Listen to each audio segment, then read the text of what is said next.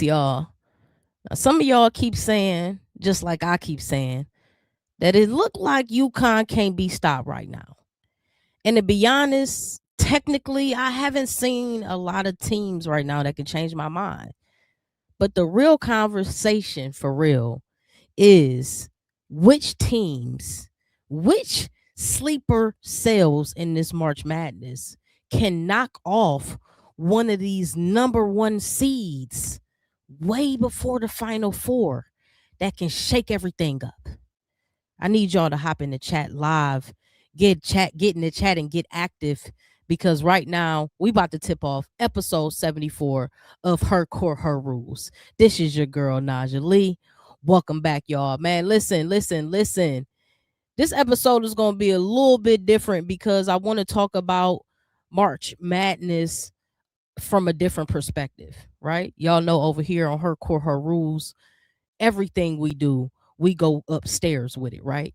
And so I wanted to talk about what this bracket looks like in whole, right? From an aerial 360, John. And then I also want to discuss who has the easiest path, right? Now we got to look at it from a couple different viewpoints again, because there are sleepers in this tournament, whether we see them or not. And I'm going to tell y'all right now, the sleepers ain't necessarily in that top 16. Let's talk about it. Welcome back to Her Court, Her Rules, y'all. The family is pulling up to the reunion. Welcome back, Joe Mama. Welcome back, Passing Through. Welcome back, Jeremy Aiden. Welcome back, y'all. Welcome back, man. Y'all, let's get into it, man. I know y'all, we built our brackets, right? We built it together. And if y'all didn't catch us live when we did it live, then I'm sure you probably pulled up the ESPN app and you know what I'm saying, you built your bracket on your own time, right? Any pause. Did anybody see the Tyrese Halliburton tweet where he like, nah, make one bracket and stand on it? Okay. How many of y'all made one bracket or 25 brackets? I don't know how many of y'all. We made two. I made two brackets, right? Because I just got two potential outcomes. But today, I want us to explore as a community, as basketball fans. Let's take our favorite team hat off. You know what I'm saying? I'm rocking Gamecocks hat today. Let's take our favorite team hat off today. Let's take that one off, right? And I want to look at the bracket and actually pinpoint at what point do we think maybe our number one seed teams, which is our faves teams, right? Which is the teams we predict that'll be in the Final Four. At what point in this bracket, in this tournament, regardless of region, can one of our top four potentially fall? It can happen, right? We're going to talk about it today. Let me get to the comment. Where we at? You only made one bracket, man. Shout out to you, man. Shout out to you. Make that one bracket and stand on it, they say. Okay. Technically, I got one bracket, right? But we made one together as a Her Court, Her Rules community, right? So the Her Court, Her Rules, we got our bracket, then I got my own bracket. So technically, you only got one. Okay. That's just how that goes. That my story. That's what I'm sticking to. Period. Point blank on that. All right. Bet. UCLA will fail. Okay, so y'all coming out the gate right, right early, already with the shenanigans. Y'all know each and every episode is brought to you, powered by none other than Freerlands, the illest lifestyle brand on the map. Y'all check us out on freerlands.com. Learn all about the movement. Listen, here are the top 16 teams. Since we're talking about UCLA will fail, let's get right into it, y'all. Right? We could talk about our predictions too. So if you got predictions, just go ahead and drop them in the chat. Don't be nervous now. Don't be nervous, Clovis now. Let's go. Let's go. Okay, bet. So we got the top 16 teams, right? Boom. Let's bounce through this region real quick. Regional 1. We got UConn, top one, number 1 seed. Boom. It is what it is. You hate it or love it. It is what it is. UConn, number 1, followed by Vandy, Ohio State, North Carolina. Boom, Region 1. Those are your best teams. These are the teams that has home court advantage in the first game. Boom. Then you got Region 2. UCLA, LSU, Duke, Minnesota. Boom. Here we go. UCLA has the most challenges.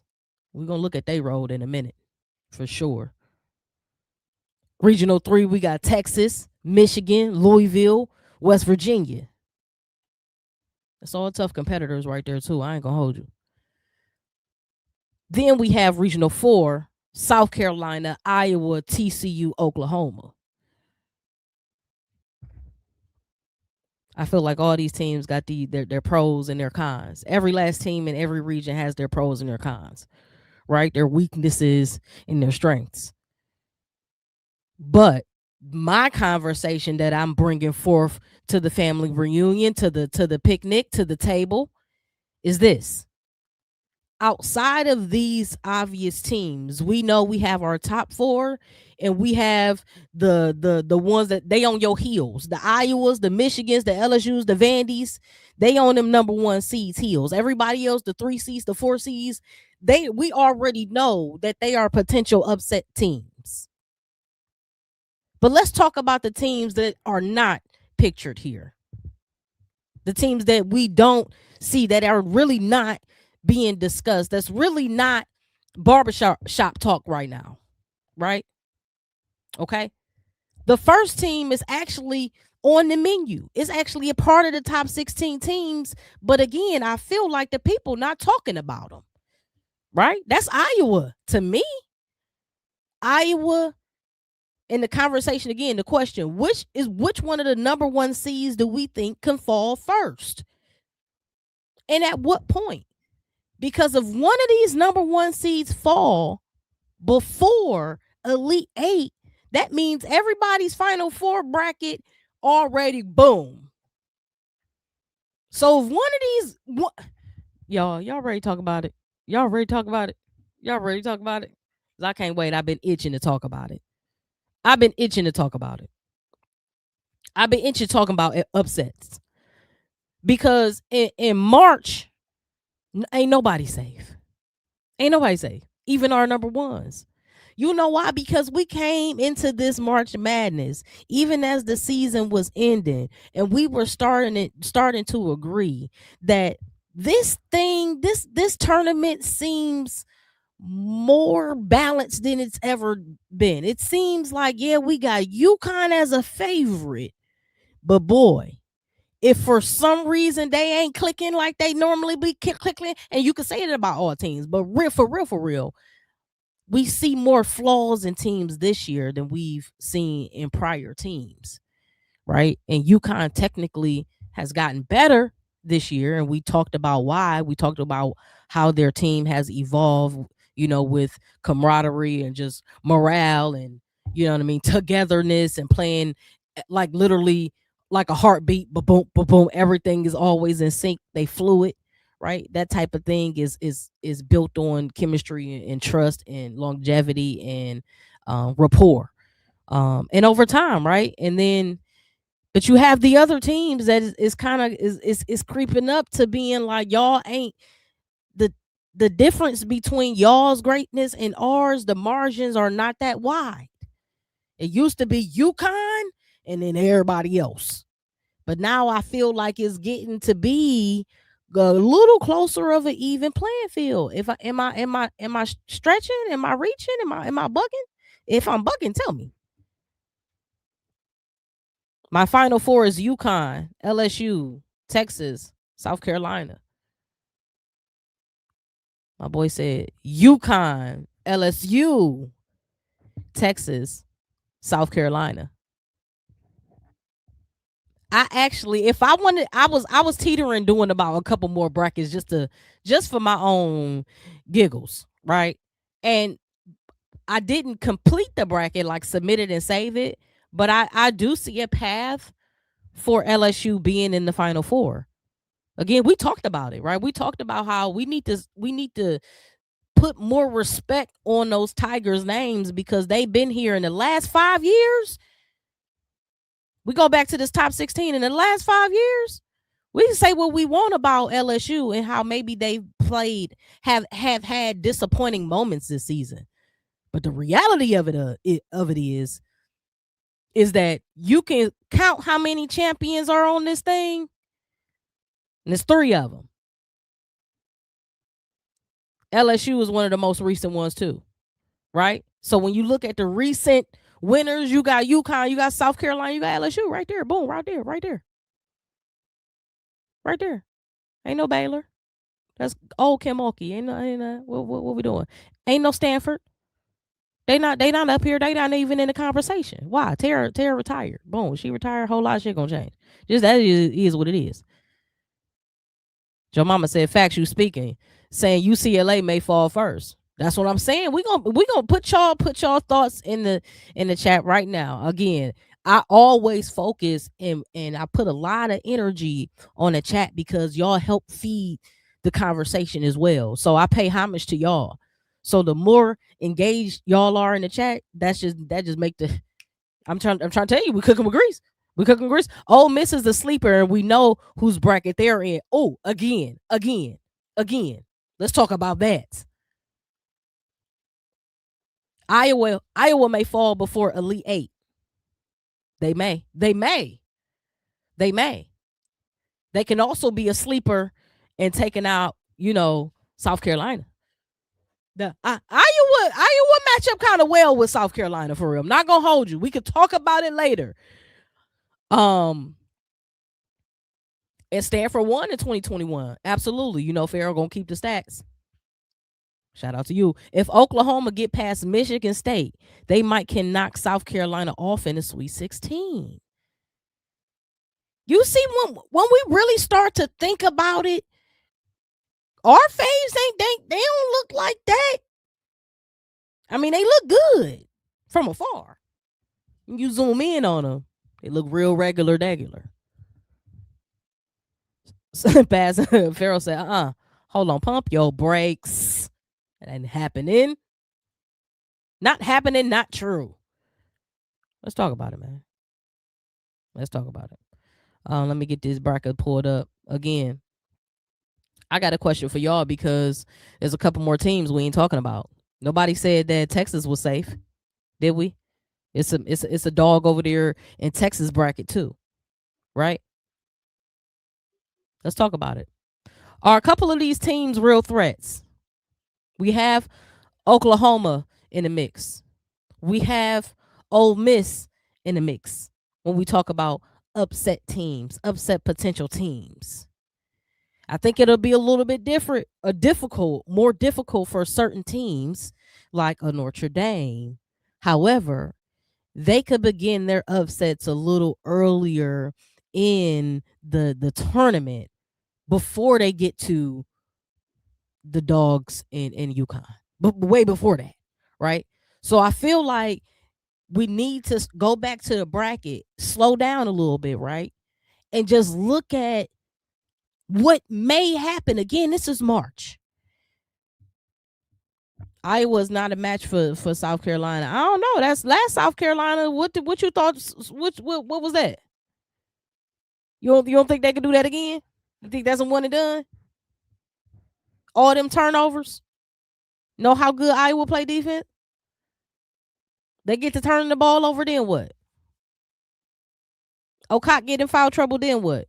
Listen, I'm not saying that it's probable. I'm not saying that it's likely to happen. What I'm saying is it can happen. That's what I'm saying. Because a lot of these teams include my favorite team. A lot of these teams we don't have people that are proven in those moments yet.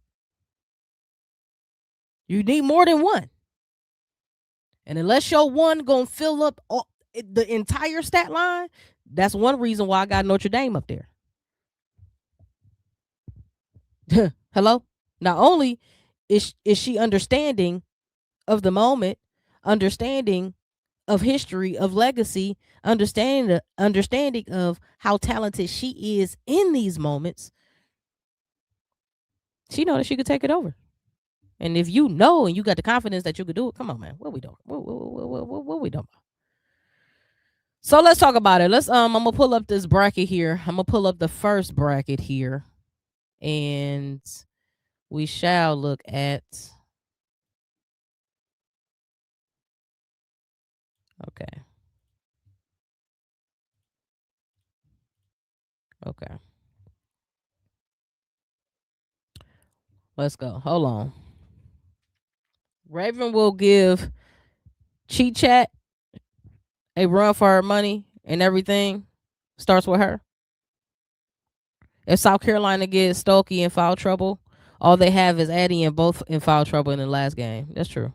I mean, I guess fouls play a part regardless of what side you on. I just feel like that. I feel like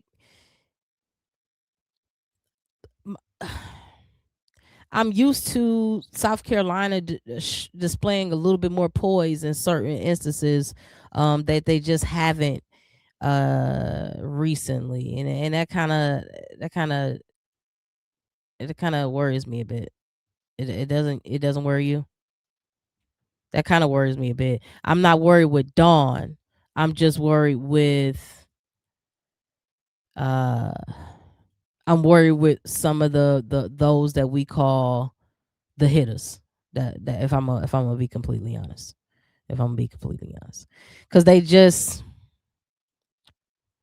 sometimes they just don't show up. And when you can't depend on somebody to show up, especially in moments like um the March Madness, then what are we talking about? You don't believe in your teams. Why are you picking UConn? Oh no, this is one bracket. This is just one bracket.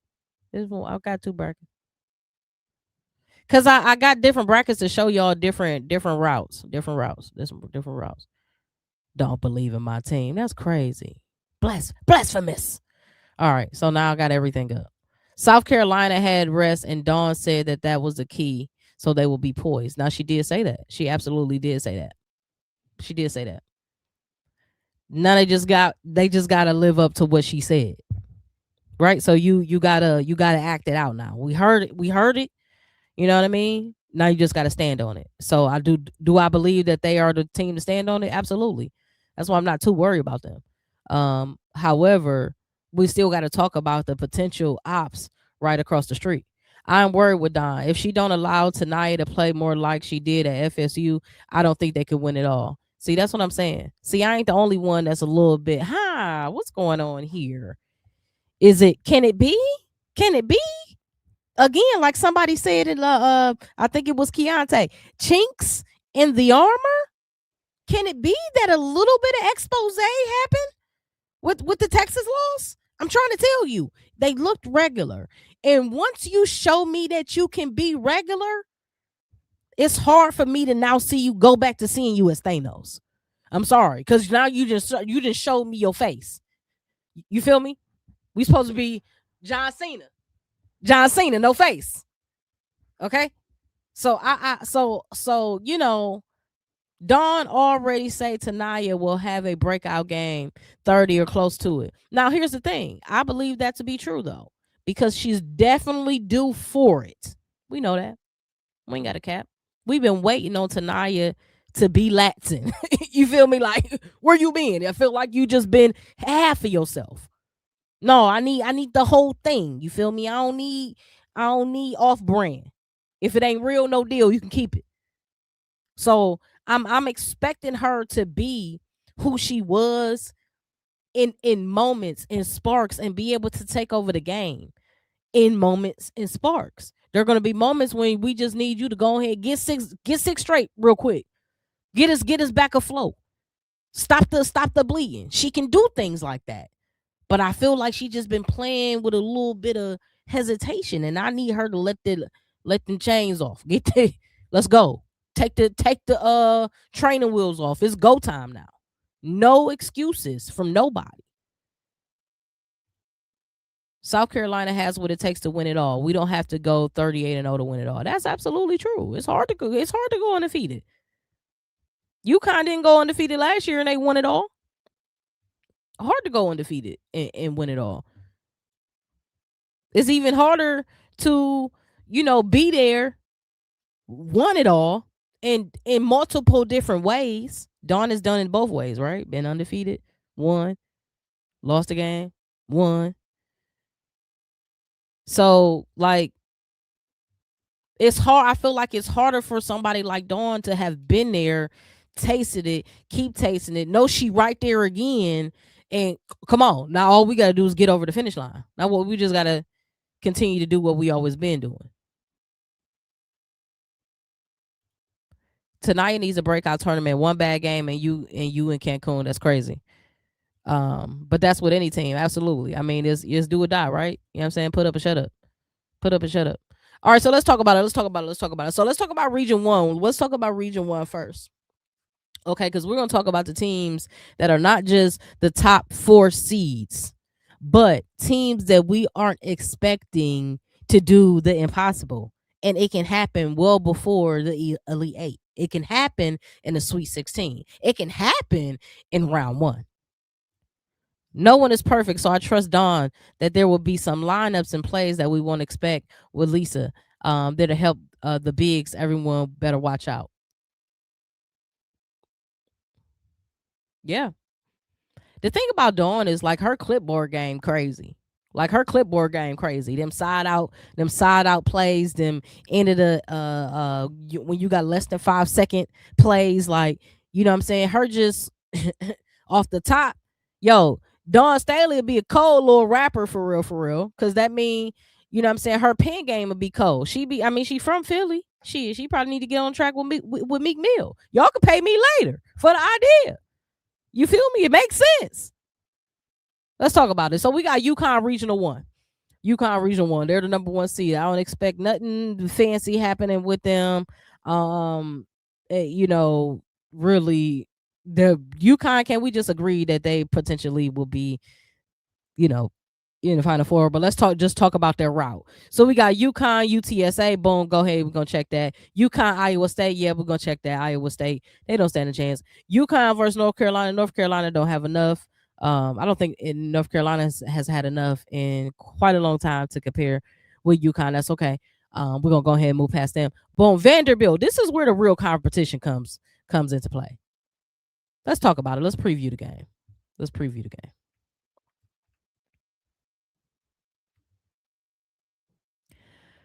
All right.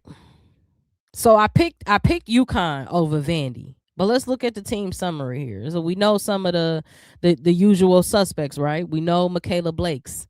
And ironically, y'all, they did a top 25 women in March Madness. So they ranked the top 25 women who will be playing in March Madness, y'all. And Michaela Blake's is number 2. So, you know, but who's she going against? The number 1 ranked player in March Madness, in Sarah Strong. Come on, man. Well, I mean, what we on? What we doing? Shout out to Tessa Love. Welcome back to Her Core, Her Rules. Make sure y'all hit that like, hit that share, hit that subscribe. Do what she say. Hey, man, we on the road to 1,000 subbies, 1,000 subscribers. So y'all help me out, help us out. Hit that subscribe button on your way in or on your way out, man. And appreciate all the love on this entire channel, y'all. Appreciate that. I'm looking for them double digits or double bigs to be dangerous. That will help the guards. I mean, for real, I mean, they got so many bigs in South Carolina and different types of rotations that they can play with their bigs, that Dawn can really get in her bag, especially in these moments when teams are shrinking their lineups. Dawn can pretty much still run 8 or 9 if she really wanted to. You know what I'm saying? And this time of the year, people gonna run 7 or 8, where Dawn can look down the bench and be like, all right, let's go. Your number up. And just like a Geno system, with the depth, but the trust in the bench, right? The trust extends past just your starting 5. The trust extends through the end of the bench. And that just shows you that the work ethic on these players' behalf, especially when they're in practice or film room and all that, like the work ethic is up there, because if your coach can look at the end of the bench and be like, I can put any of my players in at any moment in this game, and I trust them to do what they need to do. They're just better people, or better with more seasoned players on this bench right now that I trust a little bit more, but that doesn't mean I don't trust them too. So I think both teams, in respect to these two teams, when it comes to UConn and Vandy, I think the difference when it comes to when you looking down that bench, Vandy don't have a lot of people that they can lean on and know what they're going to bring game in and game out.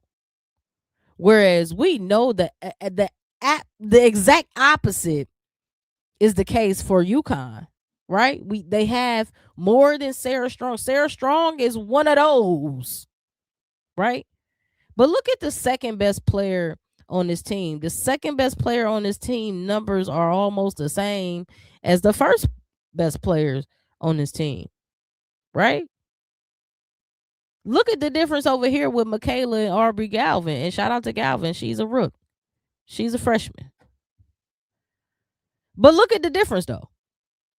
Come on, man. It's a 14-point difference between the 1A and the 2B.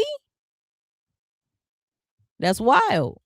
That's wild. But it also leans into the fact that Michaela Blake's is just that dang on dominant, dog.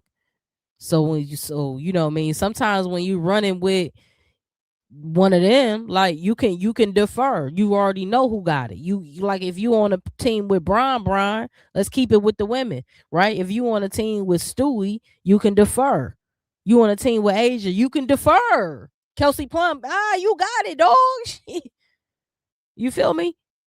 So Galvin and the other troops understand that Michaela Blake's, she can carry a strong load. But this is a time where they need to lock in and take it up a notch until let the rest of the people know that it's more than just her. This is where the challenge starts for UConn, except for I don't think that is going to be too much of a challenge where they will get upset, right? I think that UConn will beat Vandy, but I think this could that UConn Vandy, especially if they can't get a hold of Michaela Blake's. If they can't get a hold of Michaela Blake's, now we done seen Michaela Blake's be shut down through team defense. We done seen that. So I don't think Gino gonna be any different, right? I think he's gonna be able to rinse and repeat. However, if he can't, and if the team can't, and Michaela is just floating, right? It's a difference when you catch a player in their pocket. When they in their pocket, ain't nothing you can do with it. You just gotta sit back and watch greatness. Hey, you feel me? You just gotta watch it happen. You trying to stop it? What you gonna do? Put it on the line 43 times and y'all gonna be mad because she dropped 83 like bam and call it fraud? Psych, not on my watch. Go to the line, baby girl. Get all of that. We have the best the two best players in the country. Y'all do. UConn, I mean, y'all do. At least the two of the top 3 players in the country. 2 of the top 3. Matter of fact, let me go right to that. Cut.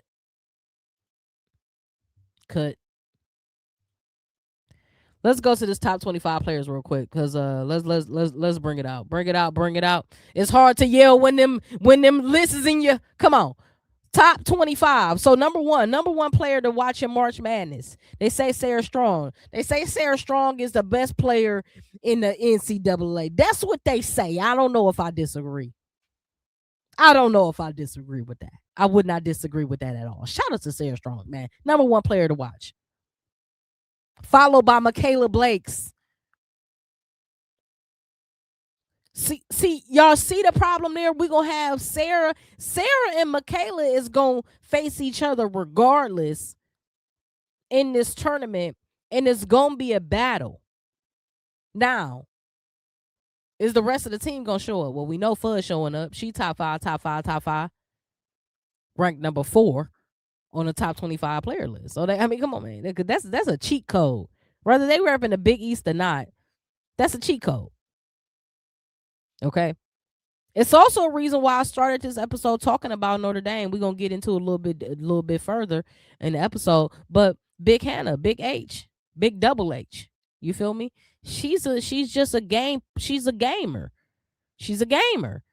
And she can do it all.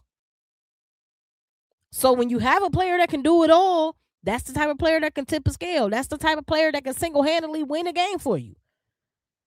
Yeah, she going to need some help. But all she needs a little bit of help. She don't need to be great up until. Let's talk about it. Let's go back to it. Let's go back to the bracket. Let's go back to the bracket and let's look at Hannah. Because we on a collision course. We on a crash course. Okay. Here we go. So we got over here, we got the top seeds. We got Maryland, North Carolina, Notre Dame, and Ohio State. So these are my picks, right? And just in this one bracket. So y'all get off my back talking about some I can't believe. Y'all, let's just go. Because in real life, I wouldn't pick Notre Dame over Ohio State on my personal bracket. But I'm thinking about moments, and I'm thinking about big time players. And big time players can win games for you. Let's talk about it. So I got Maryland over Murray State. Boom, out the gate. I got North Carolina over West Illinois. Yep, makes sense. I got Notre Dame over Fairfield. Now, actually, this game can be very interesting. Fairfield averaged 11 made threes a game. Ho, come on now. What we talking about? So it can get dark right here.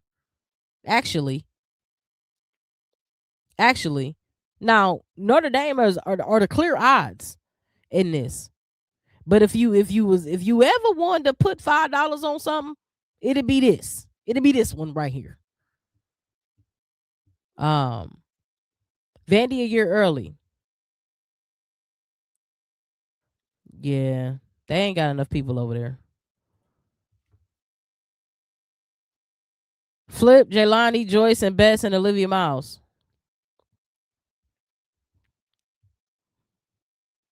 Yo.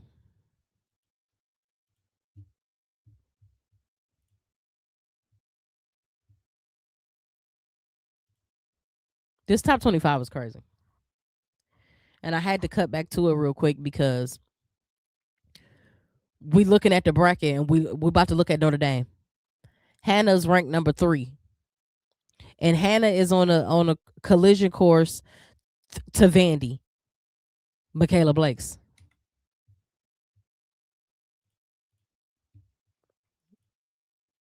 Let's talk about it. Okay, so boom. Let's say we pick Notre Dame over Fairfield. I'll circle that game anyway. I think that's going to be interesting. Ohio State over Howard. Bet. Fast forward. Now, boom. Start right here. Obviously, the fave is Ohio State. The fave is in Ohio State in this. They're ranked higher, and it makes sense for them to win. However, this the March Madness, baby. What we talking about? Here we go. What we talking about? So I got Notre Dame over Ohio State because I think they have the best one player at Notre Dame, and we know Ohio State is not a big team. They don't have a lot of bigs that are, that provide extreme threats to the opposing defense. They don't really have that right now. That being said, I think this is a closer matchup than what most would think, right? And I think that being said, if it's a close matchup, then you got to look at who has the best overall player on the court. The best overall player on the court is by far Hannah, and so that's why this pick right here is upset Notre Dame over Ohio State. Boom. So that brings Notre Dame down here. We already know Vandy getting around High Point. Shout out to High Point, but that won't be a problem. Vandy getting around Colorado. Colorado's another great team, but I don't think that'll be a problem. That being said, Vandy and Notre Dame, Michaela Blake's, Hannah Hidalgo. That's the. You see why we gotta stop looking at just the Final Four, right? And stop fast forwarding to the actual championship game and the cutting down of the nets, because they're going to be matchups that will be mind blowing. Matter of fact, this Hannah and Jelani, this is going to be a matchup, right? We've seen something similar already, but nah, this is March Madness. So this is a matchup, and then Notre Dame and Vandy. The problem is this though, and here's where you start looking at it and diving in deeper. Notre Dame's got to play and beat Fairfield, good team. Ohio State, better team. Vandy, phenomenal team. Or at least phenomenal player, great team. About time Notre Dame gets through Ohio State, they might be, as a team, might be a little bit out of gas. That's going to be a lot. So, and I'm not just reaching on that, because we saw that in the ACC tournament. We saw certain teams, the further they got along, the more winded they looked, right? Looked like they was just a little beat off, half a beat. That's all it take, though. That's all it take. I watch Fairfield, and they're nice, but they don't have the athleticism to keep up. That's true. That could be true. But you don't need to be athletic to hit no threes. And again, if you catch a team hot. Again, y'all remember the story of Steph Curry and Davidson. You don't have to be the team that's got all the. You just need a couple little people to make the right shots at the right time and keep it interesting. And if it stays interesting towards the end of the game, then anything is possible. To be honest, all these teams need to have a comfortable lead going into the fourth quarter. All the higher seeds better have a comfortable lead, and comfortable, I would say, like 12 to 15. Even though you could take a couple shots, but again, this ain't faster paced leagues like the WNBA and the NBA. You gotta 12 points in the fourth quarter. You should be able to secure that lead in women's college basketball. You should be. That being said, that lead better be comfortable going to the fourth quarter. I don't care what team has the higher seed. If it's Ohio State and it's a single digit game, good luck. Notre Dame on their way. Okay? If it's Colorado and Vandy and it's a single point game, good luck. Colorado on their way. We've seen Colorado in big moments too. Where? March Madness. You see what I'm saying? So this is just to up into the Sweet 16. That's why I think Notre Dame is an interested team. And that being said, let's talk about Notre Dame right now.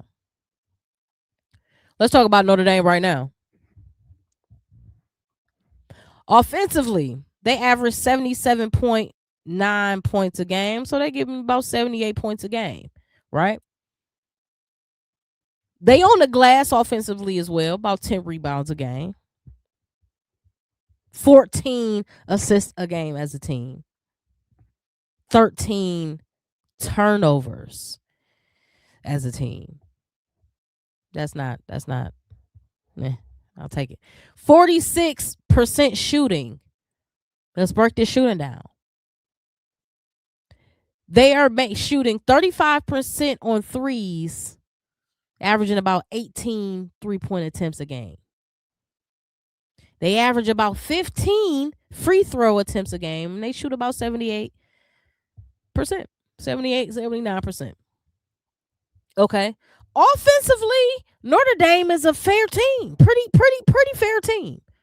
We're gonna look at them as we look at the other three teams that's in the slide. We're gonna look at them. Okay, they all kind of pretty. Again, these ain't our top 16 teams, but these are still teams that can shock you because they have great players still. Passing through said Colorado is nice. That's a team I'm closely watching in the transfer portal. Oh, exactly. I think something might happen in Colorado.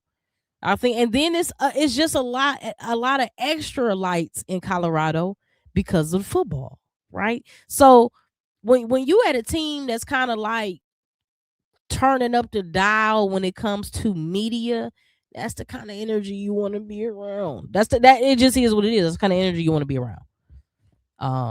So yeah, offensively, Notre Dame is about on par with the rest of the teams we looking at.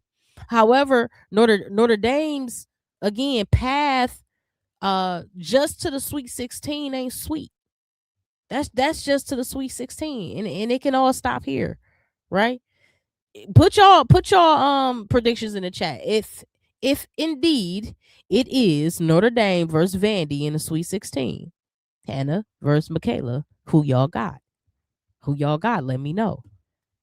If it is indeed Notre Dame and Vandy. Again, y'all see my pick. I got Vandy. I think most people got Vandy. Not gonna hold you. Not gonna hold you. Okay. So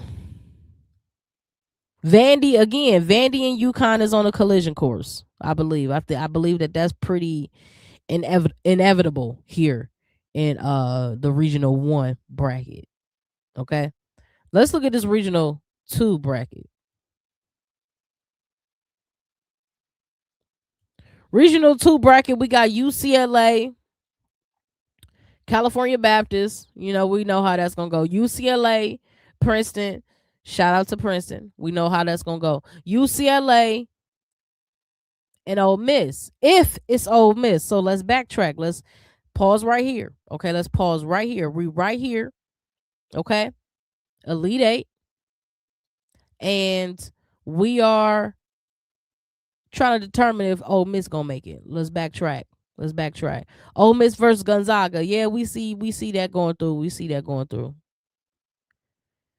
Green Bay versus Minnesota. I'm taking Green Bay. I'm taking Minnesota. I'm sorry.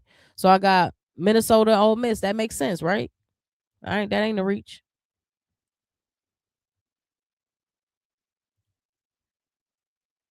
Shout out to Shamika. She said Notre Dame is not beating Vandy. No. I don't foresee Notre Dame beating Vandy. I definitely pick Vandy. I don't foresee that. I think it would be an interesting game, but I don't have them winning at all. Vandy, their defense and length would be too much. I would agree. I think it will be an interesting 1v1, but I think that will be it. I don't think Notre Dame has enough. I think Minnesota may win against Ole Miss. I'm hoping I am wrong. See, let's talk about it. So if we got Minnesota and Ole Miss right here.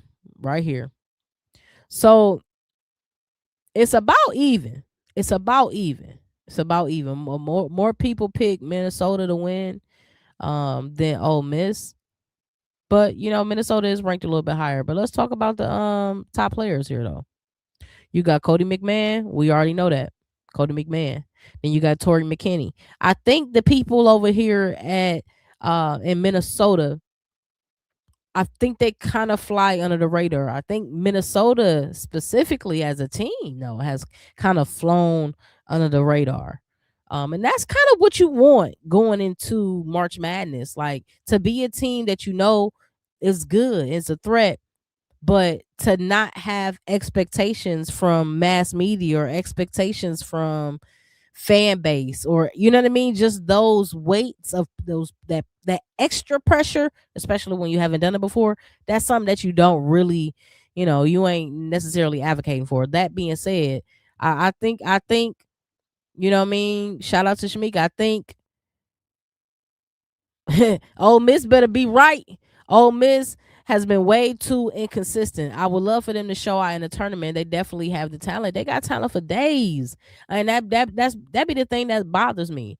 Ole Miss got talent for days, and they just, I don't know. I don't know if it's a confidence thing. I don't know if it's a you're playing with the great players, so you may not want to take possessions away, or I don't know what it is, but sometimes they individually you could just tell that they're not being aggressive, like individually, like, oh, just go, like, just look, let's turn to the basket and look, and sometimes it just ain't there. So that's the interesting thing about Ole Miss. But again, it's March. There ain't no team safe, so anything can happen, and anybody can set up, can show up and show out. We've seen it, right? We've seen players that I don't even remember old girl name who came out of when she came out of Tennessee a couple years ago, made all them dang on threes. Was that Tennessee or was that Texas? It was somebody orange. I feel like it was Tennessee though. That made all them threes, and she was just I was like, yo, what this happened? She had to like a fro or something. Y'all know who I'm talking about. They just have to show up all 4 quarters. The fourth quarter decline is wild. It absolutely is. They be scoring. What's the one they scored? The box score had like 8 points in the fourth quarter. 8 points. Y'all scored less than a point a minute. What is happening? So this game here, this Ole Miss Minnesota game is wild because it literally is a flip of a coin. It can go absolutely either way. Again, I feel like a lot of people who have been watching Ole Miss specifically, this has nothing to do with Minnesota and no slight to them, but I think the people that have been watching Ole Miss, we just want it for Ole Miss. Like I don't care who they were playing right here.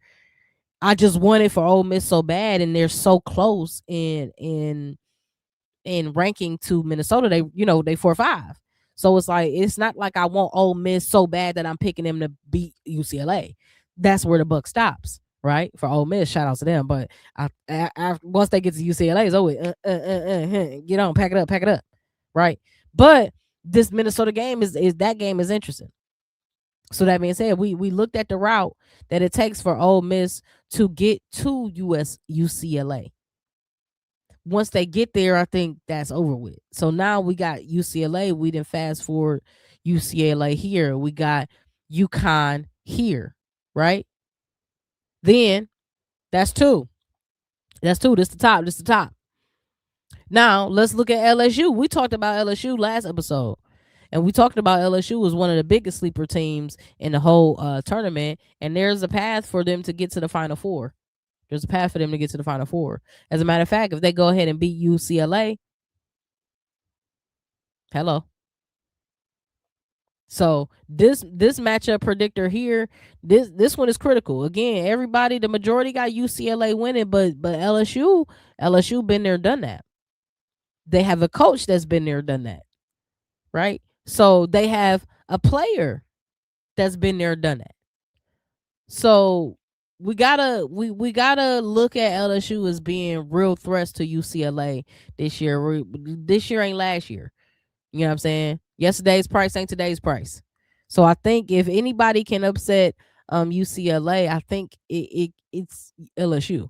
But they're not even the focus of this episode because we already talked about them. So let's just assume, right, that UCLA go ahead and win this game. Let's just assume. Even though I picked LSU on this one. So let's just assume. Boom. So we got UCLA, UConn on that one. Let's look at this regional 4, 3, and 4. All right, so here's where other teams like Kentucky comes in. Coach Yo got to get her rotations right more than Denham and Thompson. Less Powell and Peterson. That's true. And we be wondering like, damn, why Denham need to get in the game earlier? Like, look, let's go. I like Thompson too. So I feel like hopefully Coach Yo has listened to the criticism, especially over this time of reprieval. I hope she's listened to the criticism a little bit. And I know she has. You are your own worst critic. So you got to be able to look in the mirror and actually be authentic and be genuine and be truthful about the man, woman, or other they that's staring back, and just flat out say like, hey, am I cool? Am I good? Am I living up to my own expectations? And even in basketball, as a coach, hey yo, you feel me? And get real with yourself. And once you can do that, you can be like, all right, okay, I know where to level up. I know where to tighten up. Don't worry about it. We got it. Don't even worry about it. We got it. So let's look at Texas. So boom, we got, more than likely we got Texas. Boom. Moving on past. Shout out to my Virginia Tech Hokies. I was rocking them last week. We're gonna go ahead and switch it off. Rock my South Carolina Gamecocks this week. Shout out to Virginia Tech. I'm hoping that they can get past Oregon, but I think that is a game that can go either way. Most people have Oregon winning, and that's fine. They can have Oregon winning, but I have Virginia Tech winning because who am I not to pick my favorite team in the first round? Okay. Again, I'm not so crazy. I'm not so naive that I will pick my favorite team against a foe that I know they ain't got no chance of beating in Texas. So if Virginia Tech gets past Oregon, get to Texas, shout out to Texas, they're gonna go ahead and move on. But listen, even if it's Oregon, shout out to Texas again, they're gonna go ahead and move on. Now we get to Kentucky. Because we get to Texas and Kentucky. And before we look at the team breakdown, I want to go ahead and zoom in on Kentucky a little bit. Let's go ahead and zoom in on Kentucky a little bit. So we got Kentucky's offense. They average about 75, 76 points a game. They give us you about 12 and a half rebounds, offensive rebounds a game. They average, underline, circle, 17 assists a game. Right? 17 assists a game. On 12 turnovers a game. So at least you +5 there. They shoot 45% from the field. Okay. They attempt 25 3-pointers a game and shoot 33% from the three. 25 3-pointers a game. Wait, was this the WNBA? No, it's not. This is college. 25 3-pointers a game and shoot 33% from the field. It's a reason why we need to look at Kentucky. Because when Kentucky plays Texas, if Kentucky is hitting, Texas is in trouble. They shoot 69% from the free throw line on 16 attempts a game. Now, defensively, they're a tough defensive team as well. They're going to give you 28 defensive rebounds. So as a team, they giving you 40 rebounds a game. That's incredible rebound numbers. Again, what is this, the WNBA? No, it's not. This is college. That's crazy. 5 steals a game, 6 blocks a game. A little bit foul heavy, 15 fouls a game. Here are their X factors though. Claire Strack and Toni Morgan. Claire Strack is one of the top 25 players that you need to watch in March Madness. And that ain't from me. That's from ESPN. That ain't my word. That's ESPN said that. Okay? I'm just putting before y'all because I don't know if y'all seen the article yet. Where Claire Strack on here? 16. She's 16th. Now, she will be going up against a number 5 ranked player, top 5 ranked player, Madison Booker, who's also, shout out to Madison Booker, all team AP. They released that today. Or AP All-Americans, I'm sorry. They released the AP All-American top five. And as y'all already know, you know what I'm saying, it's headline the top 2 of the top 5. AP All-American is Azzi and Sarah Strong. Obviously, we already knew that. Then you got Michaela Blakes, well, we already knew that. Then you got Madison Booker, right? That we guess we already knew that too, right? So I think that when you looking at these numbers, I mean, when you looking at these rankings, these are the people. These are the people we need to be worried about. All March Madness for sure. But Claire Strack, again, she's outside. Kentucky is outside, and Kentucky is a sleeper team. Kentucky's percentages are unacceptable, especially free throws. They got to lock in. They do. 69% is not going to cut it. That's not going to cut it. You should definitely be in the high 70s. I would accept mid 70s, but high 70s minimum. Gotta sneeze. That being said, Kentucky is a team, though, that you got to have your eyes on, especially when it comes to this bracket.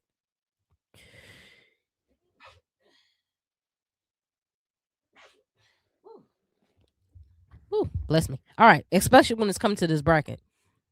Again, Kentucky potentially can upset Texas. Is it probable? Absolutely not.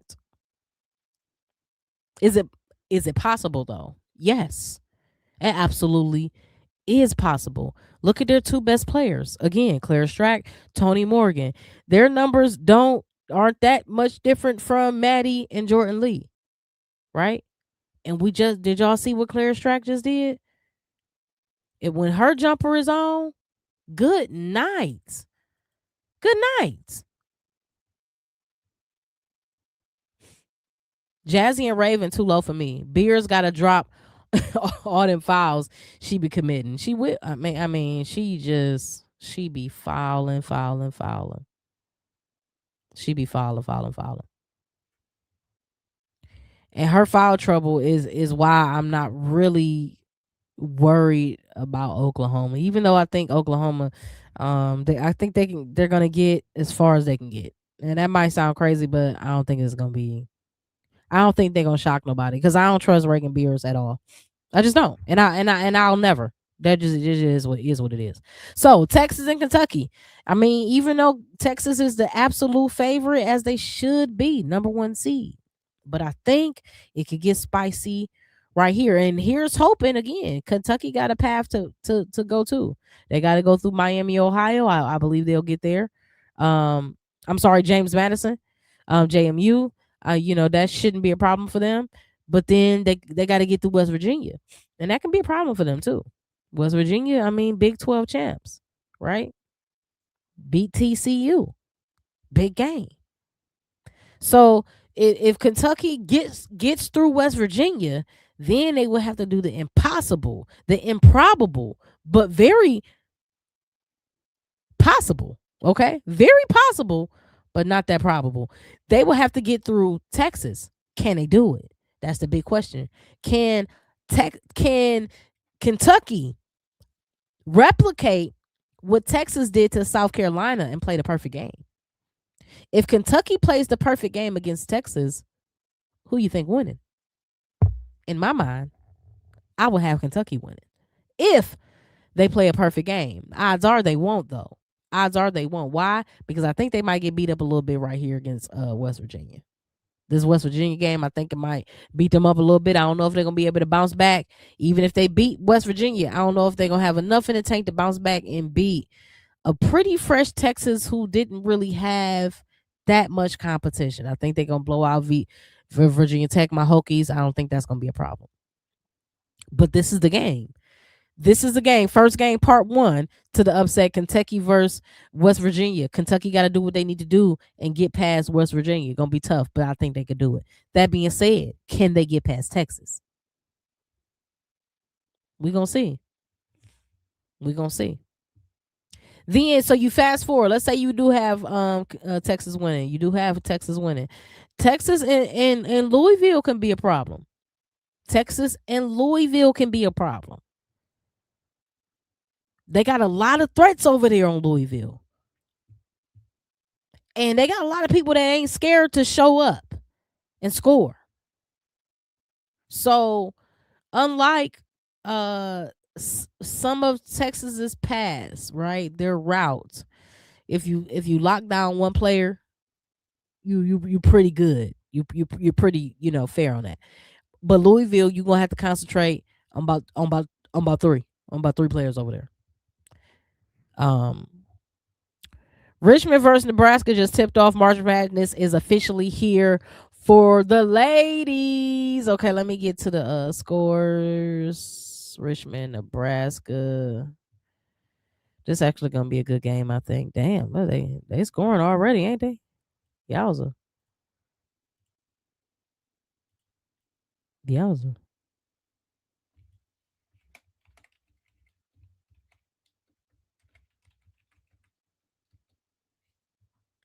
Hold on. I'm trying to get these scores up.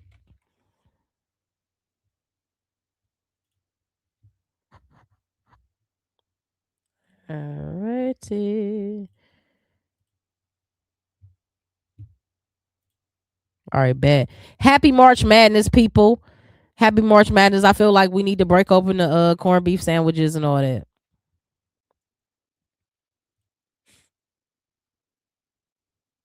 Here's a play by play.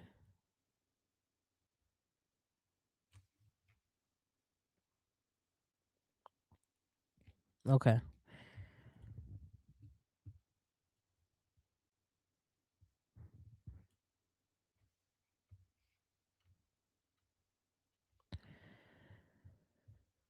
All right. So Just get the play-by-play up here real quick. Boom. So that being said, I'm gonna go back to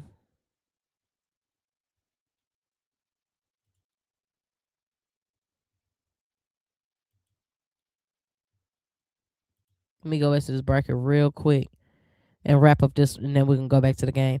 So that being said, we got Texas. Texas might have an issue with Kentucky or Louisville. Either way, the majority of the people got Texas in the Final Four. So do I. Okay. Sweat for a slice of cheese. I got Texas in there. Boom. That being said, over here, that's regional 3. Now, out of the first 3 regions so far, we ain't even got to the South Carolina region so far. People talking about UConn got the easiest region, and I'm like, well, I guess getting through Iowa State is easy and North Carolina is easy, but that Vanderbilt ain't a walk in the park. Vanderbilt ain't walking the park.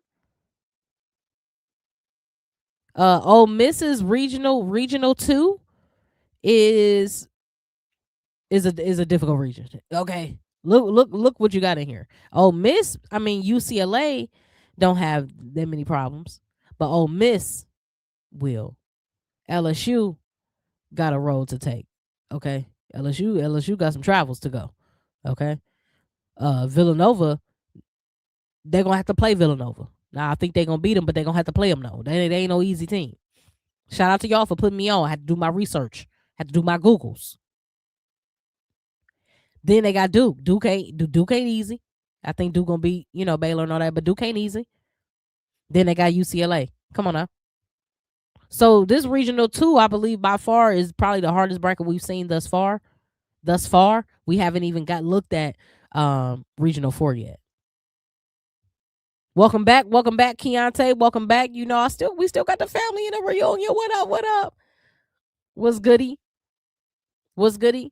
Couple things. If you new here, this is what we're talking about right now. We're looking at each region. Number 1, we're looking at who has the easiest path. And then number 2, we are trying to identify which teams can potentially knock off number 1 seeds. Which teams?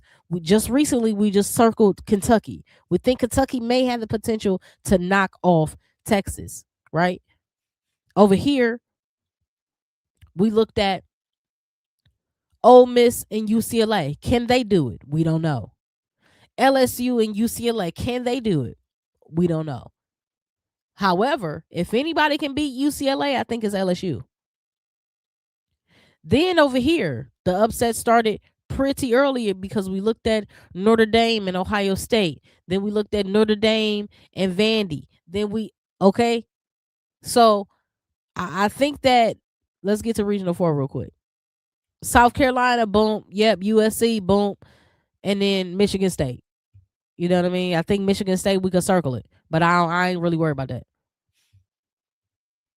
But if Iowa does what they need to do on this end, okay, that means Iowa beating FDU, beating Georgia, and beating TCU, which this is a pretty close game, but I got Iowa edging it out. Actually, not edging it out. I actually got Iowa just winning. Pretty clear.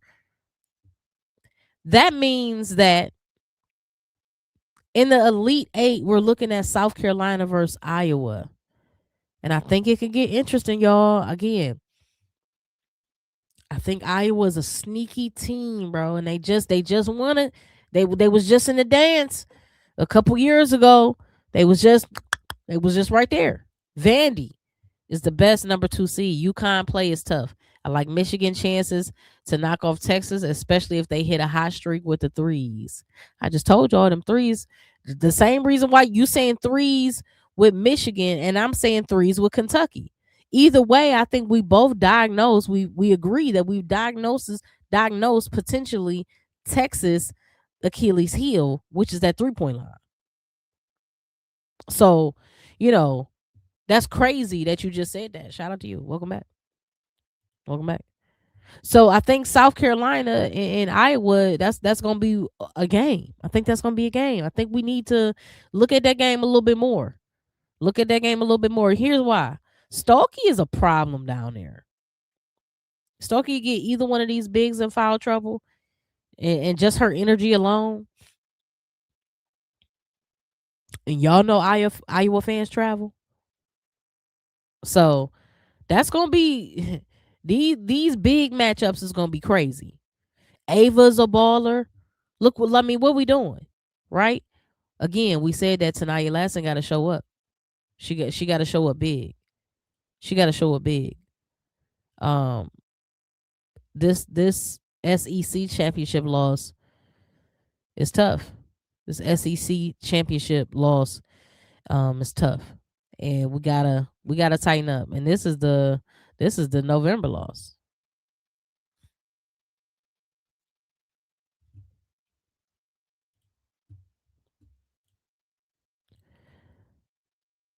I'm getting me. I think LSU best number 2.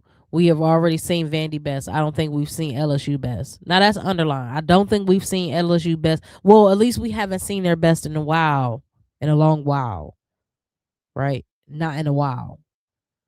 Um, but I think you're absolutely right on that. Um, can Vandy be better than what we've already seen as their best showcase? Can Vandy do something more? Can they do something we haven't seen yet? Well, I guess the big question mark is Vandy, because we haven't seen certain things.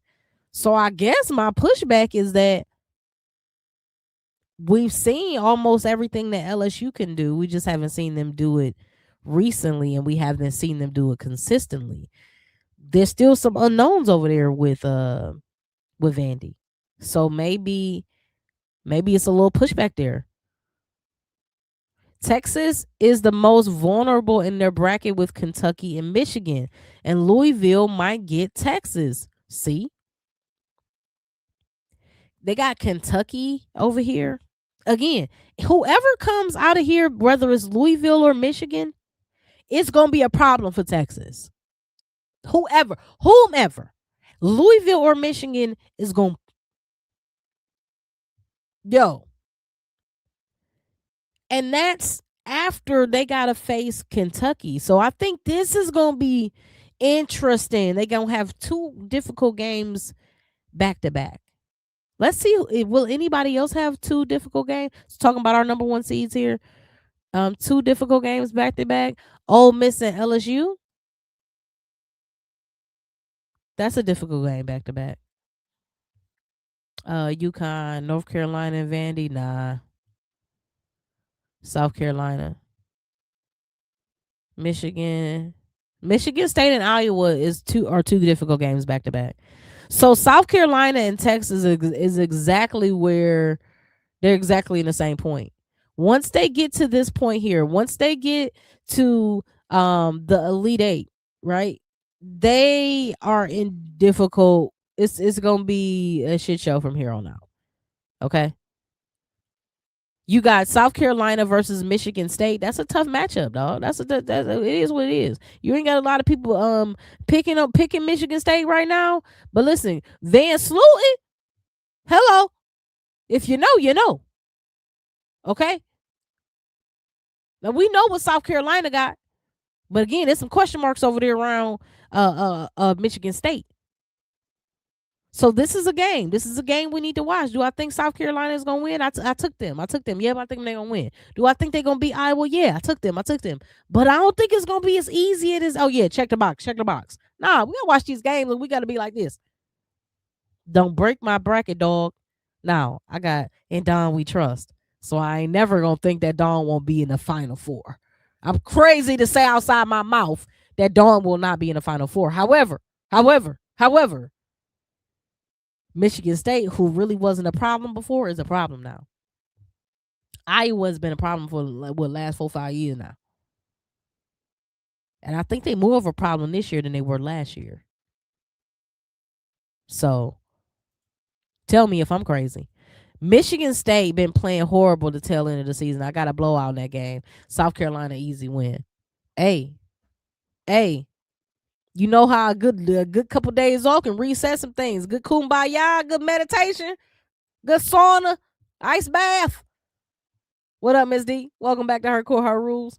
Make sure y'all pull up just like Miss D did. Hit that like, hit that subscribe, hop into the live chat, man, and talk this real live basketball, women's basketball conversation, man. This March Madness. It don't get no realer than this, y'all. Don't get no realer than this. The score is 12-16.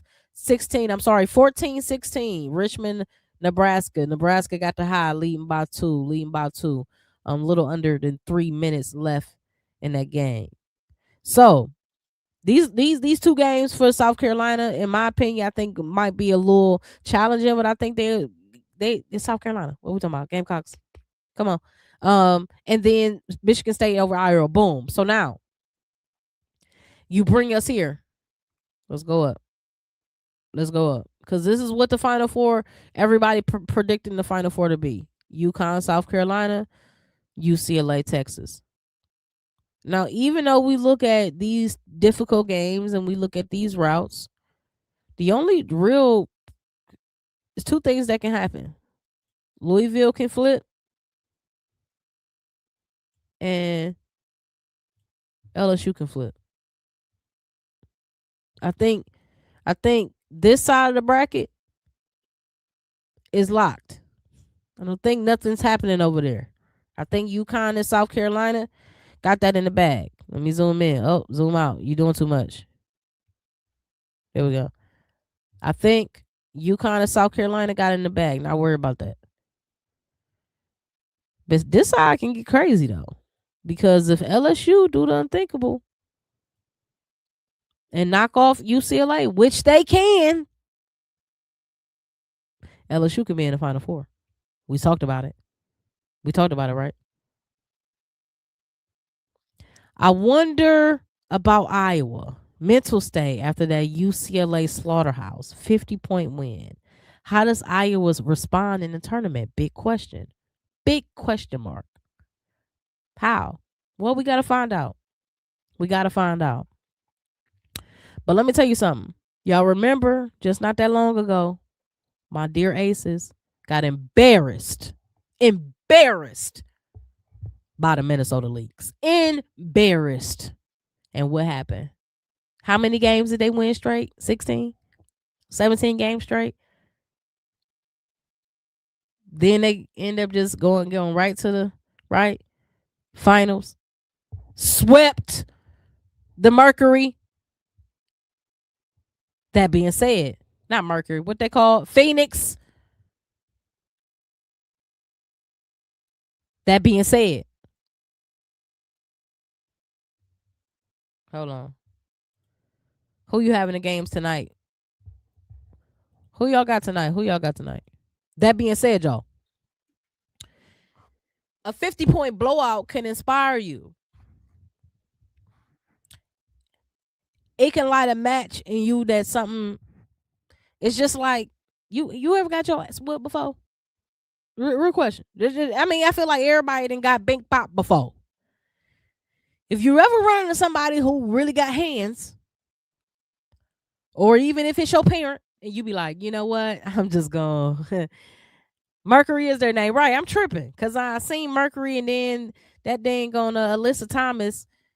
When I see her, the fact that she went from one team in orange to another team in orange, in my mind, I still got her with the Connecticut jersey on, but I know she played for Phoenix. It's confusing to me. Keontae got Nebraska and SF Austin. Hold on. I need to just see the scores.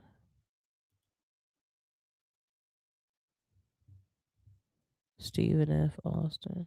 I don't know nothing about Mr. Austin, Mr. Stephen F. Austin. I don't know anything about him. So I'm gonna go with Missouri State on this one. I can't pick a team that I don't know nothing about. But shout out to them though. I got Richmond over Nebraska. Today. I gotta go with the home team. The home teams. Shout out to Virginia. 2 up, 2 down. So I gotta go with Richmond tonight. Gotta go with Richmond tonight. We're gonna see though. What the box score look like. We got Dugan 5 points, Newell 3, Sweeney 4. Right, so that's a pretty good contribution from the starters right now. Dewey ain't got on the board yet, but that's cool though. I like the aggressiveness. 3 shots. Hargrove 4, Prince 6. It's a tight game. Where's the edge? The edge is 3-point percentage, 17%. Free throws 50, 60. Huh. Interesting. I mean, I see why Nebraska is up. I mean, they just made a couple more shots than them, but this game is if Richmond is shooting better, I mean, again, this game is close. It's closer than what it appears to be just when you look at the score. Yeah, 5 points is 5 points, but when you really look at it, they're two simple made buckets, really. One shot in a free throw, and you one shot in a free throw, and you know what I mean? What we doing? So that's the close first half. I mean, close first quarter. So yeah, so if we got the Final Four we know the predictable Final Four that's in typically everybody in America's bracket right now. We know South Carolina, Texas, UCLA, UConn. That's what we know. But what we don't know is the unknown. That sounds crazy. Which could be LSU, could be Louisville, right? It could be those other names. So we got to really wait and find out to see like what's up and see what can happen. But I think again, I don't think nobody's safe.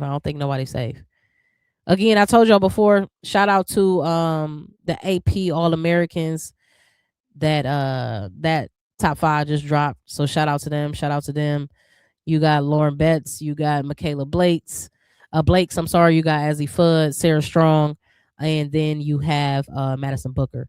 So you know the usual suspects, you know what I'm saying? The usual top 5 names that we've been talking about all year. And then obviously we have the top 525 players that dropped or was released from ESPN, ranking the top 525 players in March Madness. And we see how dominant this list is. Sarah Strong, Michaela Blakes, Hannah Hidalgo, AZ Fudd, Madison Booker, Lauren Betts, Olivia Miles, Joyce Edwards, Jelani Cambridge, Olivia Olson, Cody McMahon, Audie Crooks, Reagan Beers, Toby Fournier, Flau'jae Johnson, Clara Strack, Kiki Rice, Raven Johnson, Aaliyah Chavez, Jazzy Davison, Michaela Williams, Malaysia Forwiley, Talia Scott, Tanaya Latson, and finally Medina Okot. These top 25 players, crazy. Remember when we was talking about how can they spice up the WNBA All-Star game? Make a team of the top 25 players and make them play your WNBA All-Stars. Y'all that good? Show me because Paige was in college. He ain't giving it to you. You feel me? It's All-Star game anyway, so this ain't about running plays. You ain't got the advantage of having camaraderie and all this. This just pick a ball 5-on-5. Get your best 5, my best 5. Your WNBA experience don't mean nothing. We talking about just 5-on-5, right? So just like they do in the NBA, they had them little 5 mini teams, that little tournament. Okay, do it in the All-Star game for the W, but you bring college players. That's how you shake it up. You bring the ladies that's about to be seniors, right? You bring the Joyce Edwards, you bring the Jaylani's. You see what they can do. Okay, see what they can do. Anything can happen.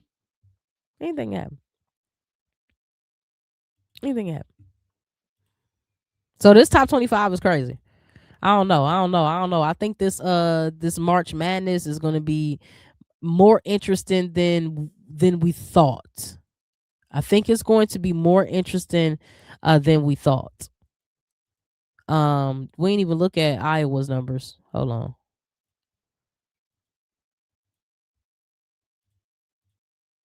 Iowa. The reason why Iowa's a problem, why are they a problem? No, they don't really score at the same consistency or the same rate as um South Carolina. However, they do some things well. They do rebound well. Offensive glass, 10 rebounds a game, 20 assists a game on 15 turnovers. They shoot 49% a game. They're shooting 36% from three on 18 3-point attempts. Okay, 69% from the free throw line. That ain't gonna cut it. We already know that. Defensively, 7 steals, 3 blocks. Gonna need them steals, right? And then what they allow defensively is 65 points on 28 rebounds. X factors, you know, they got Ava, they got Hannah. Them college girls won't stand a chance once Asia get the ball game over. It will be entertaining though. But again, this all-star game. This all-star game. So it's you got your moves, I got some too. So if right now, hold on. Right now, if you had an opportunity, you wouldn't want to see Sarah Strong in an all-star game against Asia Wilson. I watch Sarah Strong right now play Asia Wilson. That's the thing. The college women who would be privileged to be in the all WNBA All-Star game, they wouldn't be your regular Joe Schmoes. They'll be the elite. Some of the best our eyes have ever seen. Like Madison Booker is just a junior. Iowa not too. They give up just as much score. They give up a lot of points. I think Iowa can be scary though. I don't know. Something about Iowa. I know Caitlin Clark ain't there, so they the same thing, but it's still something about them. Period. Still something about them.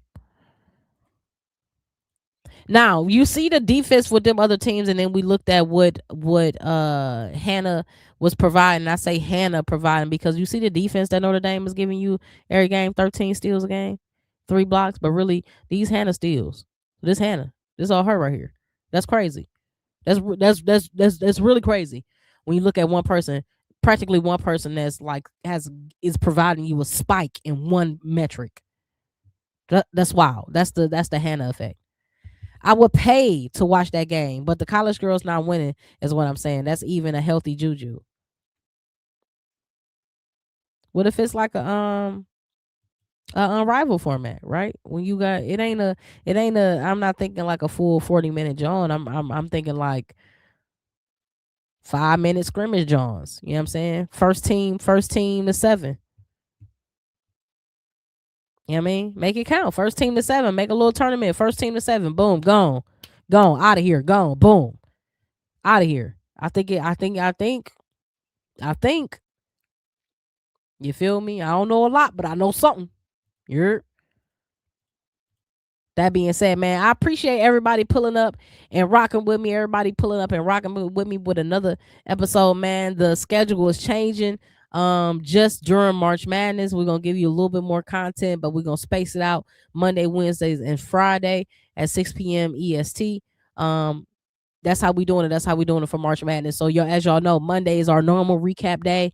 That ain't nothing changed. Wednesday, we start giving you that extra day in the middle of the week to kind of recap what we missed between news outlets and list dropping and predictions as games on right now. And then Friday, we have more games that's coming on. So stay tuned. Pull back up Friday at 6 p.m. EST. We're going to spin a block and do it all again. Again, I appreciate each and everybody for rocking with us. Y'all know each and every episode is powered by none other than the illest lifestyle brand on the map. Free your lens. Learn all about the movement at freeyourlens.com. Free your mind, y'all. You already know what time it is. I'm going to catch y'all on Friday, 6 p.m. Peace and freedom. It's your girl, Najah Lee. I'm signing out.